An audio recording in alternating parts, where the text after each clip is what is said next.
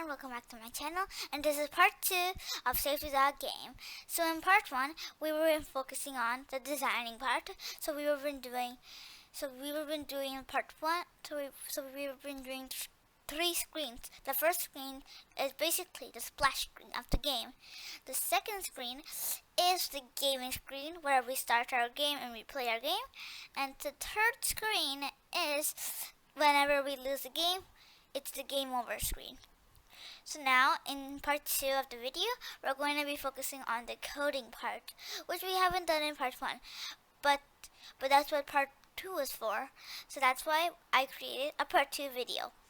So in this part 2 video, we are going to be doing the coding part for all 3 screens. If you haven't seen my part 1 video, no need to go to my channel and search for that video. You can just open the description in this video and click on the link that I kept in the description. So should we get started? Let's do it. So first, let's go to the block section. Then let's go to clock. And we're going to get this block called when clock 1.timer due.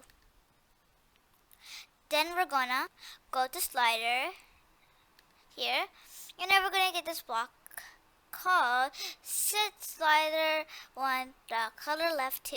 So we're actually not going to be doing this block, using this block. We're going to be clicking on the option bar, and then we're going to be finding for thumb position, which means you see like this square, this rectangle over here, right? It's called the thumb position. So you see that like the thumb position is in the center. It's in the center. So we want the thumb position to be all the way here, like this. But before we continue on to the code, let's go to slider 1, and we need to change some stuff in the properties section, which I already did. So just follow my steps. So first, width should be 50%, which I already did before. Next, max value should be 100. Next, min value should be 0. Then thumb enable, we should check that one. And then thumb position should be 0. And then the visible, let's check that one up, because it should be visible. And it should like this. So after you've done all those stuff, let's go to the block section again and continue our code. So after that, let's go to the math, and we're gonna get this equal to condition. This. Oh, actually, let's get this plus condition like this. Then let's go to slider 1, scroll down until you find slider 1 thumb position, and then we're gonna connect it at the first. Then let's go to math and scroll all the way up, and we're gonna get this number like this. Then we're going to be changing this to 3. So 3 means it's like all the way here, like all the way over here. After we do that, then next let's get the if condition, and we're gonna get this one. And then let's duplicate this and connect it over here. Instead of that, let's just take these. We're going to delete this one. Then let's go to math and get it equal to condition, connect it over here. Then we're going to say if slider 1 thumb position equal to 100, which means if the thumb position of the slider is all the way at the end, then let's go to control again, scroll all the way down until you find this block called open another screen name. Like this. Then let's change the screen to be screen 2, which is the gaming screen. So let me explain to this. For some users who are using MIT App Inventor, you might not see this option bar. You might just see this plain block. If you don't have this option block, then we just go to text. We're gonna get this empty string and just type in screen 2. But for now, I'm just gonna not use this, and I'm just gonna use the option bar that I have. Great. Now we're all done the splash screen code. Now let's go to screen 2 and do the gaming code. So let's go to the block section and we're going to start doing code. So first, let's go to button 1 and we're going to get this block out called when button 1 click do.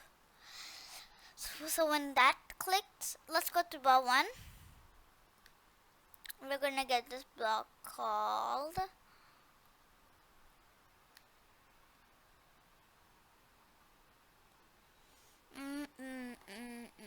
speed. Set bar 1 dot speed too.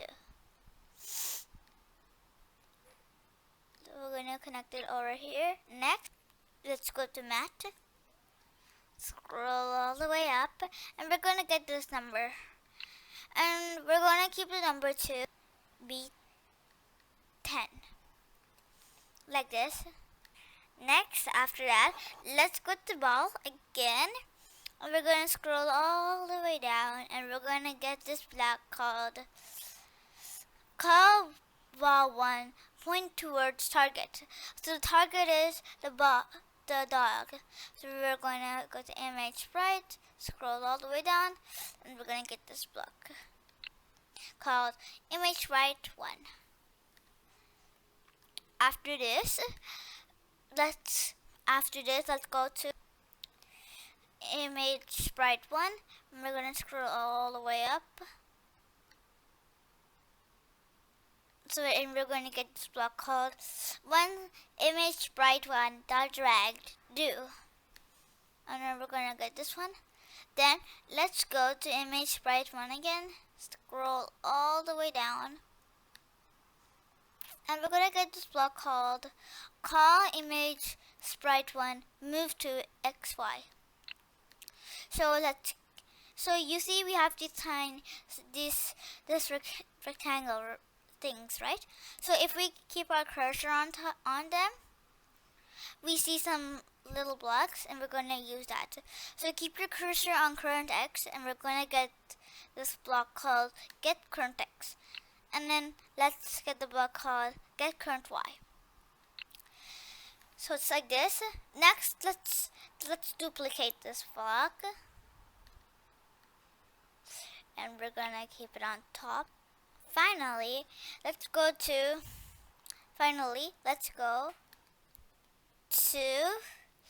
image sprite 1. Scroll all the way up and we're gonna get this block called when image sprite 1 dot collide with do. So this means when the image dog touches the ball, what should it do? So we're just gonna go and go to control, and we're gonna get this open other screen block, and then let's go to vertical arrangement 1. And let's get this block called set vertical arrangement 1 dot visible 2. And then we're gonna to get this block called false. Connect it over here like this. So let me explain to you this code. So when image sprite 1 dot collide with do. So set vertical arrangement 1 dot visible 2. The vertical arrangement 1 is this, which holds the whole thing: the canvas, the ball, the dog, the image, the background, and the start button, which holds everything, to false, which means it should not be visible. And open another screen. Screen name is to be screen 3. So now we're done. Now let's go to screen 3. And then when they go to the screen like the game over screen, we're just gonna code the button. That's all. So when button 1 dot click do, let's go to control and let's say open another screen. Screen name is gonna be screen 2. So we're done. So now we're done the coding part 1 and part 2. We're done those two, and we're done the whole game of Save the Dog game. And in this video, I'm not gonna be testing it out because in my latest shorts, I have already kept the testing part. So maybe instead of doing the testing part here double ways, I just kept it in the shorts section so you can go see the testing part. So if you like this video, please like, share, and subscribe to my channel. See you in the next video. Bye!